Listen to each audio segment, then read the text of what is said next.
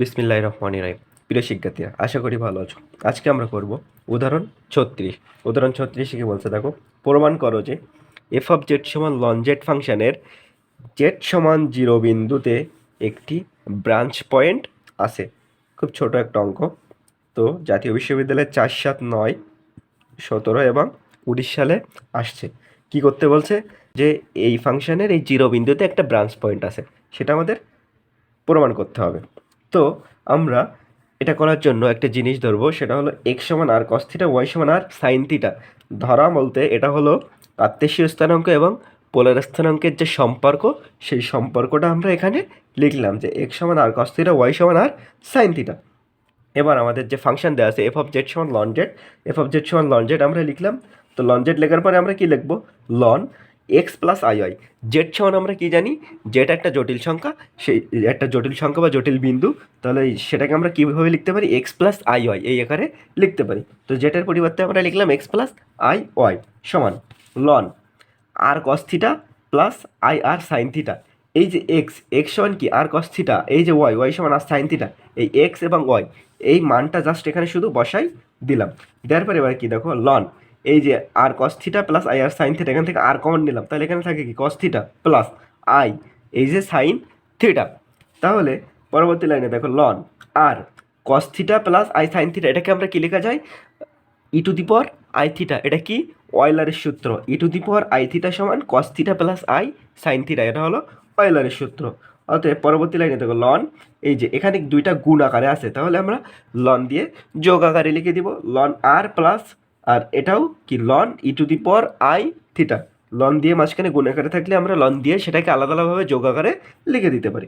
আচ্ছা, পরবর্তী লাইনে দেখো লন আর প্লাস লন আর ই একে অপরের বিপরীত, অতএব লন এবং ই প্রশমিত হয়ে গেল। তাহলে থাকতেছে কি শুধু ই টু দি এই শুধু আই থিটা। লন এবং ই প্রশমিত হয়ে গেল, থাকতেছে শুধু আই থিটা। তাহলে আমরা এফ অফ জেড সমান আমরা কি পাচ্ছি? Ln R plus I theta, বা এই যে লন জেড সমান লন জেড থেকে, এই লন জেড থেকে আমরা এই যে এই মানটা পাইছি ln R plus I theta. এই যে লন জেড মানে কি? F of Z. তো এফ অফ জেড থেকে তো আমরা এটা পাইছি, তাহলে আমরা কি বলতে পারি? লন জেড সমান ln R plus I theta. এই যে আমরা এটা পেয়ে গেলাম। এবার আমরা একটা চিত্র আঁকাবো।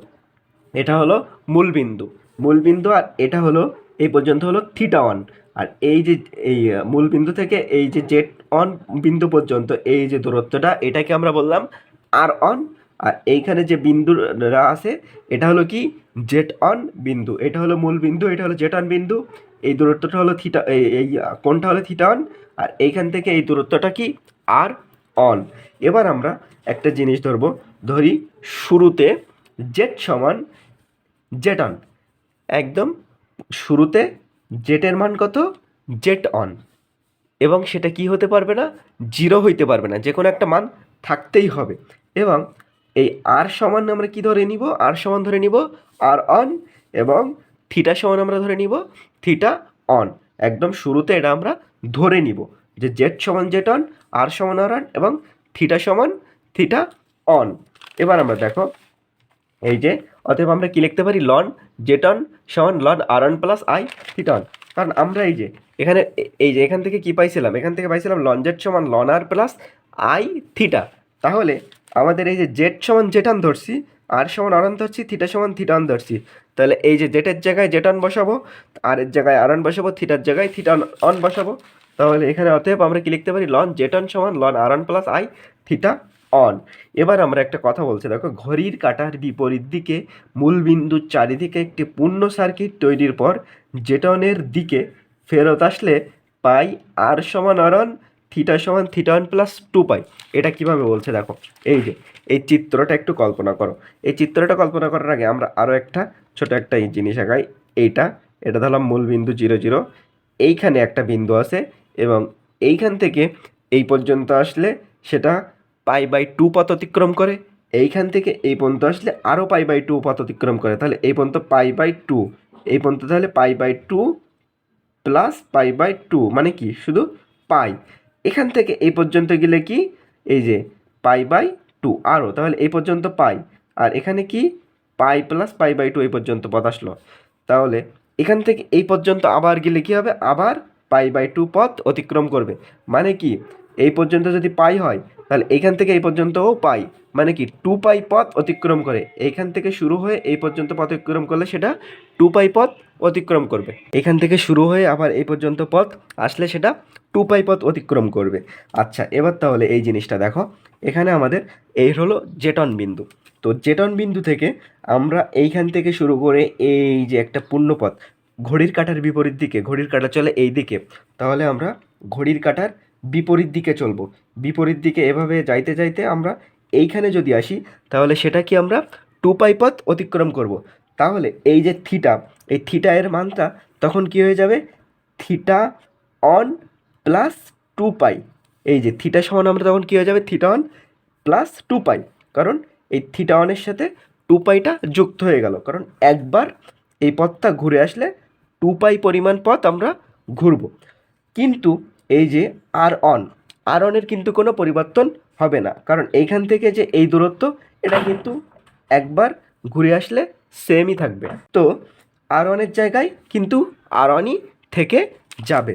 তাহলে আমরা থিটা ওয়ানের জায়গায় আমরা একবার ঘুরে আসলে কী পেলাম, থিটা ওয়ান প্লাস 2π, আর একবার ঘুরে আসার পর আর অন আমরা কী পেলাম, আর অনই থেকে গেল। তাহলে এবার দেখো, এই যে আর সমান আমরা আর অন থেকে গেল, আর থিটা সমান কি, থিটা ওয়ান প্লাস 2π। অতএব এই যে লন জেটন সমান আমরা কি লিখতে পারি, ln R on plus I theta on plus 2π। এই যে এইখানে জাস্ট আর অন, কিন্তু আর অনই আছে, থিটা ওয়ানটা পরিবর্তন হয়ে কী হয়ে গেছে, থিটা ওয়ান প্লাস 2π হয়ে গেছে। তাহলে এটা থেকে এটা হয়ে গেল। তাহলে আমাদের প্রথম ছিল কি, লন জেড সমান ln R plus I theta. এটা থেকে আমরা পেলাম কি, লন জেড ওয়ান সমান ln R one plus I theta one. আর এটা থেকে আমরা কি পেলাম, লন জেড ওয়ান সমান ln R one plus I theta one plus 2π। অতএব আমরা কি বলতে পারি, ইয়া হতে আমরা এফ অফ জেটের অন্য একটি ব্রাঞ্চ পথ পাই।